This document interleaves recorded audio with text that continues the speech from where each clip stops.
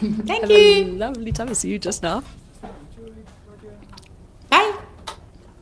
It's another beautiful day wherever you happen to be in the world. For all of us South Africans, let's just praise the fact that we actually are lucky wherever we are. Jenny's very lucky because she's sitting in the south of France wearing a t-shirt. We're sitting in Johannesburg getting the first brunt of a cold front coming through because the Cape Tonians went and left the fridge doors open again. Thank you very much. The penguins have now escaped and are on their way to Johannesburg. Freezing cold and a huge thunderstorm last night in the middle of June. In the middle of June, pouring with rain and thunderstorm. Who knew that could happen? But anyway, Jenny beautiful. Baxter, SAPeople, how are you doing today? Oh, I'm so well, Mel. And you? No, been for a walk on the Spruit, and it was freezing cold. I had little cheekbones that felt like they'd been chiseled out from ice. But it's a beautiful sunny day today, and you know what? If it's going to get cold, as we always say, there's no such thing as bad weather, just bad clothing. All right, so there we go. What good news have you got for us? What is your main story on SAPeople this week? Well, some great news I have noticed over the last year or two, South African wines are starting to become more recognized abroad. Before we were so proud of our South African wine, but we didn't realize that the rest of the world didn't actually rate it as highly as we did. But now they are starting to. And France has yesterday selected Stellenbosch, this really prestigious conference in November. It's I don't know how you say it in South Africa, Chenin Blanc. Chenin Blanc, yeah. Yes, that's so funny. We don't do the French thing, okay? We're South African. We just say it like it is, Chenin Blanc. Cool, yeah, the letters are there. That is November 1st to 3rd. And there'll be all kinds of experts, like from neuro people to, because, wine has an effect on your brain. So it's 50 delegates from France. It's people from all over the world that will be descending on Stellenbosch, and people who are interested, there's tickets online, plus you can go in person there. But it's just wonderful. South Africa got it, and the reason South Africa got it is that that white grape, more of it is grown in South Africa than the rest of the world combined. Oh, really? Yeah. That's very interesting. Yeah, it's your main white wine grape. And then, of course, we have Pinotage from here as well, which, that's where Pinotage originated, was down in the Cape. Yeah, which is becoming so popular. So, yeah, there's nothing wrong with South African wines as far as I'm concerned. Even the cheap ones are still good and better than a lot of the stuff you get overseas. There's nothing wrong with Plonk. Anyway, so there we go, the Chenin Balance Ossos. Yes. Well done to South Africa. All right, so what news have you got for expats? I mean, I'm just sitting here and thinking, well, the amount of information that's been going out there and the hilarity which has been ensuing from people saying, I don't speak Afrikaans, even though they're South African. The Ryanair thing that we spoke about last week. Yeah. Oh, my goodness me. So did you see Barry Hilton, the comedian? The cousin, yeah. Yeah. And Ons gaan braai. No, gaan ons braai. So he's doing a tour at the moment of Ireland, UK, Europe, Malta. And he did a translation of the Ryanair Afrikaans test. Did you see it? No, I haven't seen it. Okay, so I wrote down some questions to ask you to see just how South African you are. Okay. These are his translations. How long should you leave a rusk in coffee? Well, it depends on whether you want it really soggy or if you want it still crispy and just a little bit moist. I usually dunk mine definitely longer than you would a Mari biscuit, because a Mari biscuit, it's got to be 1, 2 and out. They should be asking about Mari biscuits, not about rusks. Yeah. Okay, what is another word for a box? I'm not saying that. I'm not saying that. We all know what it is. Okay, complete the sentence. I gave him a what club? Well, I say an RFS, but I'm not going to expand on that one either. A snot clap. Yes. Is a bunny chow a vegetable? No. A bunny chow is mutton curry inside a loaf. And then this one will annoy you. How long do you still have after a robot turns red? No, you should stop at the red robot. Come on. Exactly, but you Except would people fail don't. Barry's test, yeah. I wouldn't fail Barry's tests at all. I know all of those things, but I mean, usually, most people would say, well, it should be that if your front tires are over the line when the robot turns red, you're still allowed to go. But I think people now just say, oh, it's turned red. I'm going fast. Let me just keep on going. So there we go. So scary. But that happens in Ireland as well. I remember when I was living there and I was in a taxi and I said, why are you stopping at a green light? He says, oh, because my brother might be coming the other way. Oh, no. They do it on the Gold Coast as well. The rest of Australia is really safe, but I think there's a lot of South Africans on the Gold Coast who taught the locals. Yeah. Oh, it's Lordy. pretty scary. So that's lovely. I mean, I'll go and have a look for the Barry Hilton thing and share that all over the place. But what else has been happening for expats around the world that they might find interesting? Well, Charles Schwartzel, a South African golfer, I think he won big time in 2011, like a Masters. He has just won the biggest paycheck in golf history, which is $4.75 million. As he said himself, he never thought it would ever be possible in golf to play for so much money. But what's happened, the BBC says it's a seismic difference. It's a huge shake-up of the golf industry by Saudi Arabia Investment Company and Greg Norman, the previous number one. So this new competition, and this was the inaugural event in England this weekend that Charles won. It's got 25 million in prize money. So even the person who came last gets at least, I don't know if it was 25,000 or $250,000, but everybody gets money out of it. And a South African came second, Henny du Plessis. So the PG, so Charles basically won more this weekend than in the previous 4 years of his golfing career. So it's kind of to shake up the PGA Tour, who, according to Greg Norman, have been bullying them a little bit. Maybe I should have been hanging out with golfers instead of racing drivers. Hey, but the racing drivers are possibly coming to South Africa next year. Wouldn't that be nice? I think they should turn Cape Town into a racing circuit. I think that would be awesome, like they do it at Monte Carlo. Yeah, well, Lewis Hamilton's father, Anthony, he was trying to get that going for Cape Town. But at the moment, the F1 boss is in Johannesburg this week, and he's in Kyalami, and they're talking about rather, maybe because they've already got Kyalami there, it's just easier, and they want to get into it fast. Do you know that only Antarctica and Africa are the only two continents that don't have the F1 at the moment? So, yeah, it would be nice to see it come back to Kyalami. I remember going and watching the F1, into those days, the Grand Prix was out here at Kyalami. Even with the original track, then with the Swiftsure track, and with the last time they came out, they'd changed the track again. And it is a lovely driver's track. I have to be honest with you. I've driven that one so much. I've watched you. I like it. Yes, I know you watched me. Except for the Celebrity Challenge, where we had Jason Roberts eating all the bananas to get his aggression levels up.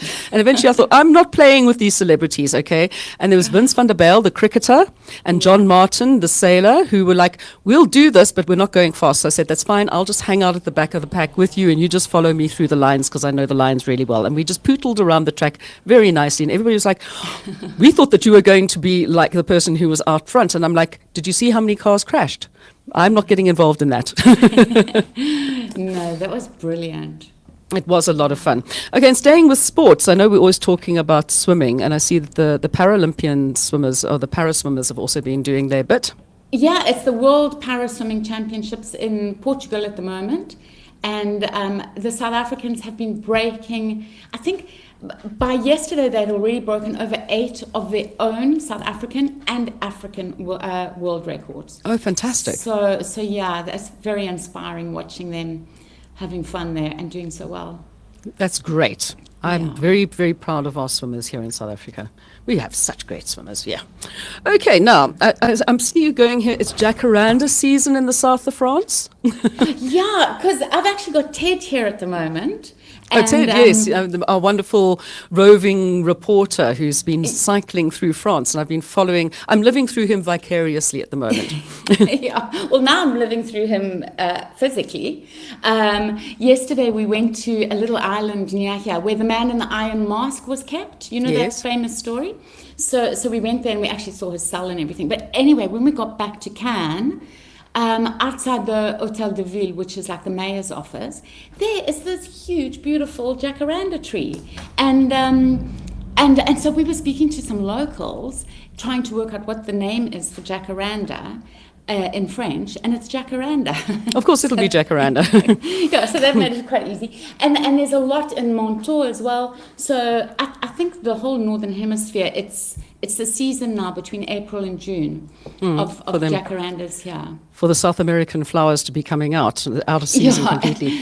I don't want to North of talk the about equator. jacarandas. I have 7 in the street in front of my house. Oh, yes. So I get no sun the whole way through winter. That's the only thing. But it's lovely when the flowers come out.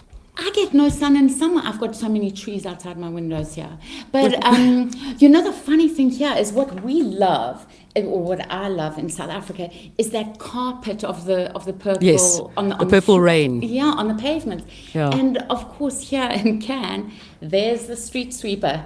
As those as those As they bulbs come are down, they're falling, gone. Yep, they're getting swept away. Such a pity. Okay, so now, what is this about Ellen DeGeneres and her wife, Portia de Rossi? Oh, just to say, look out for them. They may just pop into South Africa. You know, she just finished her show after 19 seasons, and she was in Rwanda last week to open an Ellen DeGeneres campus at the Diane Fossey Fund. And then they were in Zimbabwe now until a couple of days ago. I saw, you know, she was posting all elephants walking in front of her and going, you know, we escaped LA, but we haven't escaped the traffic. It was really cool. And so I just thought maybe they'll pop into SA. Okay, all right. Yeah. That's a nice thing to look forward to. And what's that got to do with Trevor Noah? Nothing to do with Trevor Noah. Both Trevor Noah and Charlize Theron are doing so much for South Africa right now. So, you know, Trevor Noah has his foundation. Last year, he personally gave 8 million towards the foundation, which helps education in South Africa at schools, and it helps the educators who need help, assistance and support. And it's a lot of it's also for children with special needs. And then now, last week, the Oak Foundation, for the first time, has selected a South African recipient, which is Trevor Noah, for 13.5 million. So that'll be helping education in SA. And then Charlize Theron, with her new black hair, has had her annual Africa Outreach fundraiser, which also all goes to kids, particularly in KwaZulu-Natal, helping with education as well. Oh, fantastic. Well done to them.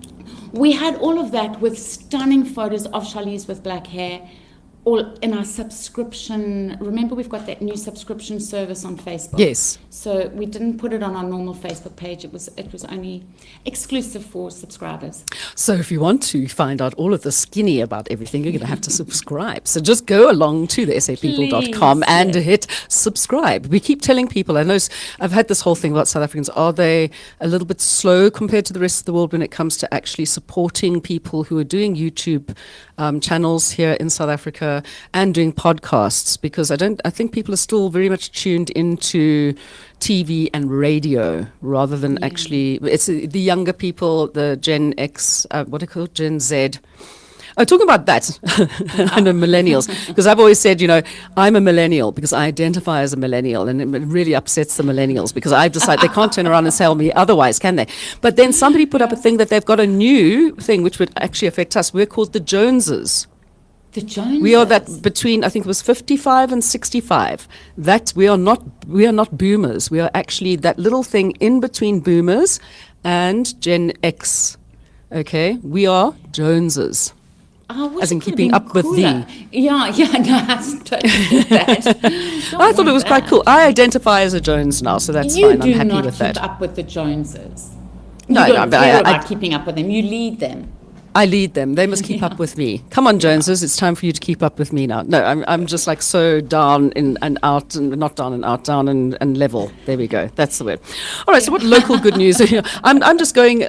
Anything that's better for the world. We have to fix up all the mess that everybody else has made. I think that's our generation's thing. We are the people who are now doing that work and making sure that things are better. According to the younger generation, they're trying to fix what we did. But yeah. Well, no, not us, the boomers. Not us, no, you're right. The boomers. Right. Local good news is there is a company, Green Scooters. I don't know if you've seen them at all. It's like a triangular scooter, like a tuk-tuk. And, you know a tuk-tuk? Yes, I know tuk-tuks, but what's that got to do with a scooter?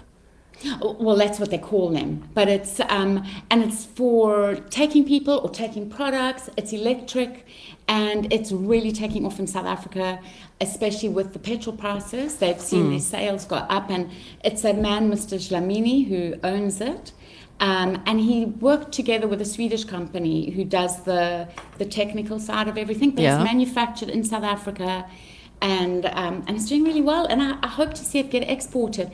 Also, just talking quickly on export, the South African government has announced some great incentives to help people in South Africa who want to export their products. Oh, okay, cool. They will help them, tell them which conferences to go to, festivals, And all Well, that. We'll going have on info back that this week. Going back onto the electric side of things, I mean, we haven't actually had load shedding for a couple of weeks. It's like quite exciting. You're sitting here and going, wow, we've had electricity. But that is one of the big problems. I've got a friend who actually does electric motorbikes, e-tron, my friend Nick. And we've discussed that he's actually working on a solar powered version of his motorbikes now, so that even if we have no power, electricity, because there still aren't very many places where you can go and recharge an electric car or motorbike or whatever. So the nice thing with a motorbike is you can just park it inside your house and plug it into the mains. But if you've got a solar panel which actually is storing electricity specifically to charge that up, not a bad idea. No, not at all. And actually, Mr. Dlamini has addressed that problem. And he tells everybody to get an uninterrupted power supply, which I presume UPS, you understand in South Africa. But you still need electricity for that. Yes, he said you must always think in survival mode. No, he's quite right. The biggest discussion amongst people in South Africa is, how do I keep my Wi-Fi on? So if I have a UPS just to keep my Wi-Fi on, All right, so that's great. I mean, but it's also the only other problem with electric cars and things in South Africa is they're so expensive. It's kind of out of the reach of most people unless you have a lot of money. Even an electric motorbike will set you back, I think, 85 to 90,000 rand. It's not like electricity is that great for the environment either. So it isn't. That's why solar's the way to go. We're still looking at that. Okay. And then what is this about the compost kitchen? Have you heard of the compost kitchen? Nope. You're telling me all these new things I need to find out about. Great. Okay. Well, I will put a lot more on about him. So the CEO is Himkar Singh, and in 2017 there was a major water. And there is again now for some places, water problem in South Africa. And he thought, I need to address this. And he realized the best way to do it, the fastest way, was to go overseas and study places where they have worked out sustainability, who've already had these crises. Like Israel, who've done amazing work. Exactly. Yeah. So he went to 3 different countries for 5 months of each, doing his master's, and realized that the main way to conserve water is you need to fix the soil first. Yes, absolutely. So he came up with this compost kitchen, which takes organic, because it causes so much problems when you throw away organic waste and it goes into landfills. Yeah. So he the methane has this production, product, et cetera. Yeah. Exactly. So he has a product that deals with this. And it did so well that it won a United Nations prize last year, and now this year he's just been named this month as one of Forbes Africa's 30 under 30 list. So fantastic! Yeah, so somebody to watch. South Africans doing great things, and long may it prosper. I mean, you're talking about, I'm sitting there and thinking, they spend millions on changing the name of a place, but don't do anything about the water infrastructure, which is why Geberge now has reached day zero and they have no water. Which is, it's actually chronic. That should not be happening, especially after what happened in the Cape and in the various places in the Eastern Cape as well before. You would have thought they'd have been a little bit more aware of it and actually thrown some money at that. And then people are saying, no, but we don't, the name change was necessary. Sure, but you don't need to throw millions of rand at it. Rather put that, but it's coming from the Department of Arts and Culture and different portfolios. So what? Take that money and put it where it's actually needed. Yeah. Okay, you cannot eat a name. You cannot drink the name. Okay, if you got no water, you're pretty much like got a bit of a problem. Anyway, so let's just hope that somebody will. I mean, if Himkar can actually get all of that stuff down to the Eastern Cape and go and help those people sort out those problems, that would be fantastic. Yeah, yeah. He's in Joburg. Yeah. Yeah. So and then of course talking about those areas where there's ocean and everything, the World Ocean Day. I mean, there were so many things. It was like World Environment Day, and all we saw was like every day somebody picking up the sea and like sweeping everything off the land and underneath into the sea. Okay, which is pretty much how most people kind of look at things, Yeah. But the World Oceans Day, I mean, a lot of people do some fantastic stuff as well to try and yes. And remember, plastics. we mentioned it last week that it was going to be happening in Durban, some cleanups, and they got 120 bags of litter were collected. So thank you to everybody who went along and contributed to that, because I mean they still have so much. In fact, this weekend, eThekwini municipality actually said no swimming allowed. Reminded everybody you still cannot swim because of the floods. They still haven't cleaned it up enough. Yeah. So, which is, crazy. Well, down KZN, they're pretty good with beaches. I mean, when we go down like Ramsgate area, if you can get a plastic bag from them, or if you have your own plastic bag, every time you come back with a bag full of litter that you picked up off the beach, they'll give you a coffee. You've said so there's a lot of restaurants that'll do that. That's great. It's very, very heartening to see people actually starting to really care about the environment, and I think we should all be, how big I am as an environmentalist. It's my big thing. Okay, so let's get on to something which I'm also really loving. Of course, my entire life has all been about entertainment and television and all of that kind of stuff for like years. What should people be watching at home and abroad? Well, I haven't seen it myself, but the thing that you can watch at home or abroad right now is Karl Gut Karel. And I thought that was very, very South African to mention today. and it stars Skalk Bezuidenhout, who entertained us all the way through lockdown. Yeah. And Meg Rickards, Christia Visser. It looks really funny, definitely not fussy. It's a guy who loves streaking, and he's got to try and win over this mom by bearing more than just his bum, basically, bearing his soul instead. So yeah, give it a go and let me know what it's I like. will.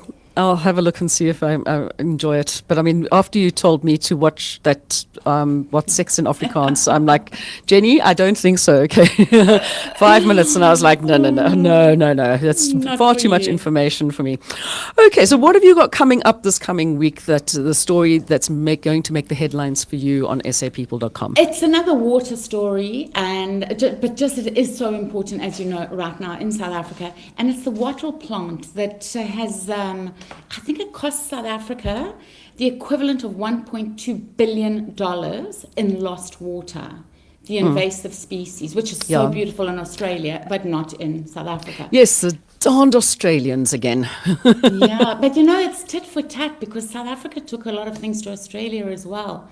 That, I used to walk through rainforests and there would be whole sections, this is like 20 years ago, but whole sections cordoned off that were having to revive because they had got rid of the aliens that were just eating everything. So people used to, I saw people, they would come and visit us in Australia, and they would go, oh, I love this, I'm taking it back to South Africa in my case. Oh, no, you're not allowed to do that. That's Shocking. totally against the law. Yeah, but people were like that a few years ago. Anyway, they're not anymore now. They've woken up, and so the Worldwide Fund. Yeah, World Wildlife Fund. Yeah. I thought it was wildlife, but it doesn't seem to say that anymore. But anyway, So it's not the WWF, yeah. It is the WWF, but they seem to have maybe changed their name. I don't know. The press release we were sent did not say wildlife. Them and Finnish have got together, and they have been clearing some of these alien plants away, so that 12.8 hectares of alien trees have been removed, releasing 28 million litres of water. Fantastic. It's also improving water access for so many people. Yeah, the wattles, which are now apparently known as acacia, where acacias are not known as acacias, but I believe that there might be being some changes with the names as well, that we might be able to reclaim acacia instead of having to call them Senegalia and Vachelia. It gets very confusing. You just got to remember thorns and this and that and the other. I just feel sorry for the poor little acacia weavers, when they're sitting there and thinking, well, what are we supposed to be called these days? Who are anyhow. What am I? Yeah, total shame. Anyhow, yeah, so if you ever, one thing I do like to do is support the people who have actually cut down wattle, and they've made like those palisades that you can put up, use them as roofs or in your garden, okay, because they're actually contributing to making sure that they don't keep on growing, because you need to take them out. There's a whole bunch of plants, but people seem not to remove them. Although I see down on the Spruit, they've been cutting down the alien invasives again all the way along the river. Now we just need to get them to do a clean up again because of all the litter going down the river, especially after the rains that we had yesterday. But anyhow, so if you are going for a walk anywhere, take a plastic bag with you, pick up other people's rubbish. I know, some people just weren't brought up proper or they were just dragged up rather. Jenny, fantastic. So if you want to share your stories as well, you can always get along to the SAPeople.com or go on to the Facebook page, which is for South Africans at home and abroad. Don't forget, share your pictures, share your stories. If you have any issues, of course, you're overseas, you can always get hold of Jenny. She's useful like you cannot believe. And we'll keep on bringing you all the good news and wonderful innovations that South Africans are capable of doing. Jenny, thank you very much. Have an enjoyable weekend. We will catch up with you next time. Thank you. Bye now. Take care. Bye.